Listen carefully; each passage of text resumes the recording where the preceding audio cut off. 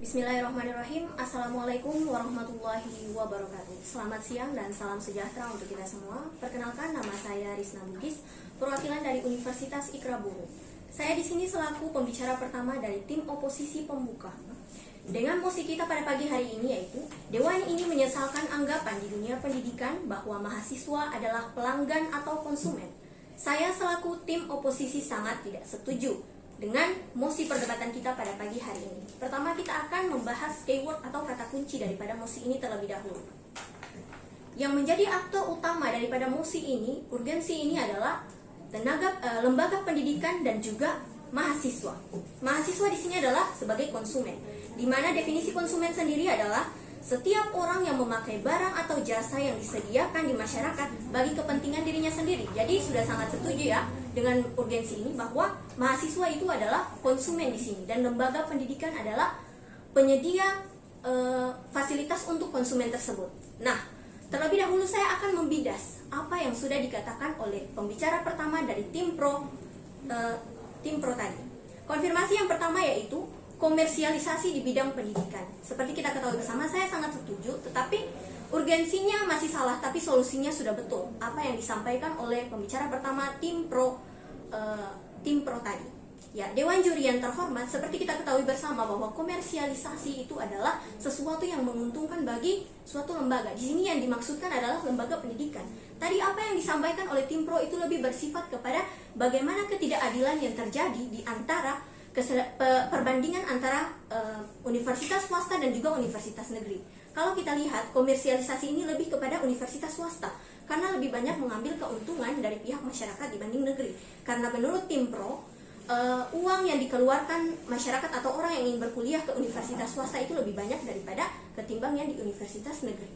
Nah, di sini menurut kami solusinya sudah benar, yaitu mahasiswa tetap menjadi konsumen, tetapi di sini tidak memberatkan pihak mahasiswa. Nah, kemudian bidasan kedua yang akan saya bahas yaitu orang kaya saja yang bisa kuliah dan miskin tidak bisa. Nah, di sini perlu kita bahas bahwasannya dengan adanya universitas swasta ini harusnya tidak permasalahkan bahwa mereka sebagai konsumen. Karena apa? Dengan di situ orang-orang yang memang ingin belajar saja yang bisa masuk ke jenjang universitas. Jika semua ingin berkuliah, lalu sektor-sektor lainnya akan diisi oleh siapa?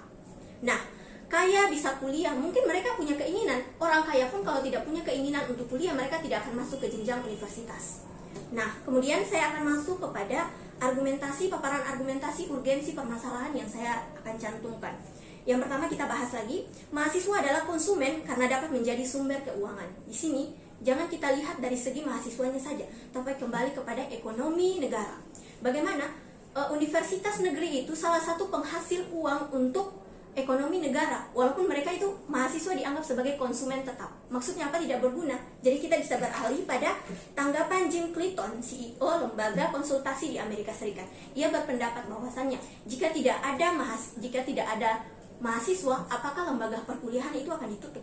Nah, ini membuktikan bahwasannya mahasiswa adalah konsumen suatu negara dalam bidang pendidikan.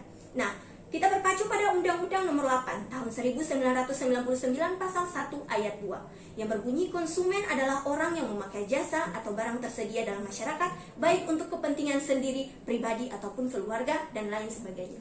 Nah, di situ telah membuktikan bahwa urgensinya sudah benar, yaitu mahasiswa adalah seorang konsumen.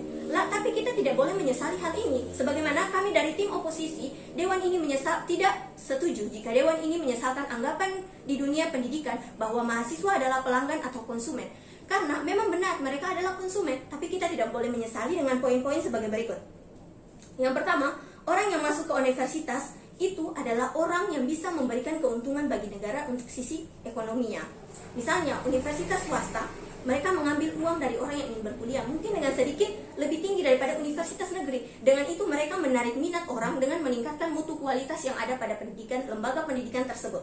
Nah, kemudian semua universitas itu sama. Mereka harus memegang prinsip seperti itu, bahwa semua universitas itu sama, baik negeri ataupun swasta. Maksudnya apa? Ini dalam konteks pendidikan. Jangan kita membedakan pada sisi keuangannya saja. Tim pro tadi hanya membedakan pada sisi keuangannya saja, tapi kita harus timbul dan kita harus ingat juga dalam sisi lain. Misalnya dari segi ini, semua universitas itu sama.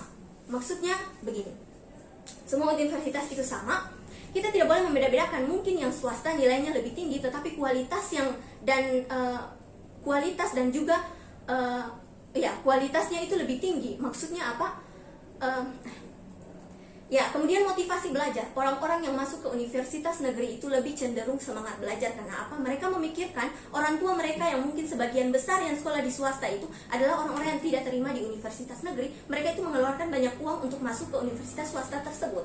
Nah, untuk masuk itu mereka tentu saja akan termotivasi bagaimana bisa belajar lebih baik lagi sehingga uang yang mereka keluarkan itu tidak sia-sia.